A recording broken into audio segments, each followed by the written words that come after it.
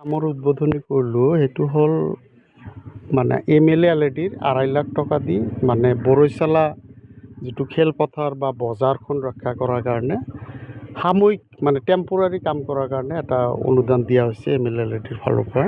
হয়তো পঞ্চায়ত নিৰ্বাচনত মানে আমাৰ দলৰ যিটো মানে পাৰফৰ্মেঞ্চ সিমান ভাল নহ'ল কাৰণে ইয়ালৈ গৈ কষ্ট কৰি আহিলোঁ। সমষ্টিবাসীৰ কাৰণে সকলৰ কাৰণে যিখিনি পাৰোঁ আল্লাহৰ ওচৰত দোৱা কৰিছোঁ। তো মানা নদীৰ আৰু আই নদীৰ মানে আমাৰ 345 কোটি টকা হেৰি দিয়া হৈছিলে। তো প্ৰথম ফেজ হিচাপত 125 কোটি টকা দিছে। যিখিনি জাগা মানে বেছি ক্ষতিগ্ৰস্ত হৈ আছে সেই জাগাখিনি প্ৰথমবাৰত ইনক্লুড কৰিছে। যেনে এতিয়া আমি য'ত থিয় হৈছোঁ বৰৈচলা, তাতে সেই জাগাত ইনক্লুড হৈছে। ইয়াতে 1 কিলোমিটাৰ হেৰি নদীৰ পাৰ জিঅ' বেগেৰে বান্ধ দিব আৰু 500 মিটাৰ আগে পিছে 500 মিটাৰ RCC বৰকপাই দিব। কাৰিকৰী দিশত যিবিলাক টেকনিকেল কথা সেইবিলাক হয়তো আমাতকৈও, মই যদিও এজন ইঞ্জিনিয়াৰ, বিভাগীয় ইঞ্জিনিয়াৰ বা ৱাৰ্ল্ড বেংকৰ ইঞ্জিনিয়াৰসকল আমাতকৈ বেছি অভিজ্ঞ। মন্ত্ৰীৰ উচতনি আমাৰ মুখ্যমন্ত্ৰী ডাঙৰীয়াৰ কথাবিলাক আপোনালোকে গমেই পাইছে যে তেখেত গণতন্ত্ৰত বিশ্বাসী মানুহ নহয়। তেখেত গণতন্ত্ৰৰ আমাৰ চলে কিহৰ ওপৰত? সংবিধানৰ ওপৰত। তেখেত প্ৰায়ে সংবিধান বিৰোধী কথা কৈ থাকে। আপোনালোকে মাজতে দেখা পাইছে যে কোনোবাই যদি X ধৰণৰ মাংস পেলায়, তোমালোকে Y ধৰণৰ মাংস লৈ পেলাবা।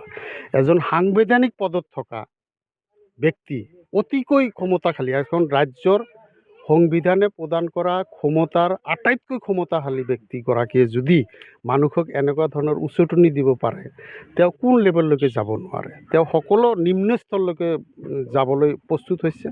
আৰু গৌৰৱ গগৈৰ মানে আৱিৰ্ভাৱ প্ৰেছিডেণ্ট হোৱাৰ পিছৰ পৰা তেখেত মানে গৌৰৱ গগৈৰ ভূতে তেখেতক খেদি ফুৰিছে। তেখেতৰ সমষ্টিত যেতিয়া গণতান্ত্ৰিকভাৱে এখন সভা কৰিবলৈ গৌৰৱ গগৈ ডাঙৰীয়া আগবাঢ়িছিলে, তেখেতে তেখেতৰ ভেৰণীয়া কিছুমান গুণ্ডা লগাই দি পেলাই যি ধৰণৰ ব্যৱহাৰ কৰিলে, এই ব্যৱহাৰ গৰিহণাযোগ্য।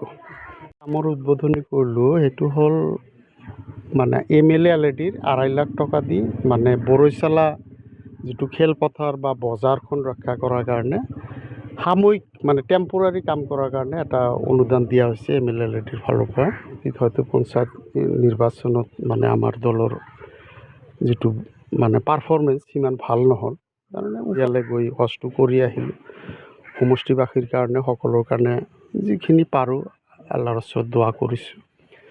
তো মানা নদীৰ আৰু আই নদীৰ মানে আমাৰ 345 কোটি টকা হেৰি দিয়া হৈছিলে।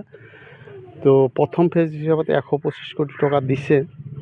যিখিনি জাগা মানে বেছি ক্ষতিগ্ৰস্ত হৈ আছে সেই জাগাখিনি প্ৰথমবাৰত ইনক্লুড কৰিছে। যেনে এতিয়া আমি য'ত থিয় হৈছোঁ বৰৈচলা, তাতে সেই জাগাত ইনক্লুড হৈছে। ইয়াতে 1 কিলোমিটাৰ হেৰি নদীৰ পাৰ জিঅ' বেগেৰে বান্ধ দিব আৰু 500 মিটাৰ আগে পিছে 500 মিটাৰ RCC বৰকপাই দিব।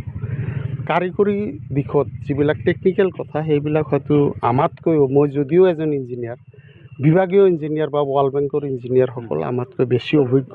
মন্ত্ৰীৰ উচতনি আমাৰ মুখ্যমন্ত্ৰী ডাঙৰীয়াৰ কথাবিলাক আপোনালোকে গমেই পাইছে যে তেখেত গণতন্ত্ৰত বিশ্বাসী মানুহ নহয়। তেখেত গণতন্ত্ৰৰ আমাৰ চলে কিহৰ ওপৰত? সংবিধানৰ ওপৰত। তেখেত প্ৰায়ে সংবিধান বিৰোধী কথা কৈ থাকে। আপোনালোকে মাজতে দেখা পাইছে যে কোনোবাই যদি X ধৰণৰ মাংস পেলায়, তোমালোকে Y ধৰণৰ মাংস লৈ পেলাবা। এজন সাংবিধানিক পদত থকা ব্যক্তি অতিকৈ ক্ষমতাশালী, এখন ৰাজ্যৰ সংবিধানে প্ৰদান কৰা ক্ষমতাৰ আটাইতকৈ ক্ষমতাশালী ব্যক্তিগৰাকীয়ে যদি মানুহক এনেকুৱা ধৰণৰ উচতনি দিব পাৰে, তেওঁ কোন লেভেললৈকে যাব নোৱাৰে। তেওঁ সকলো নিম্ন স্তৰলৈকে যাবলৈ প্ৰস্তুত হৈছে।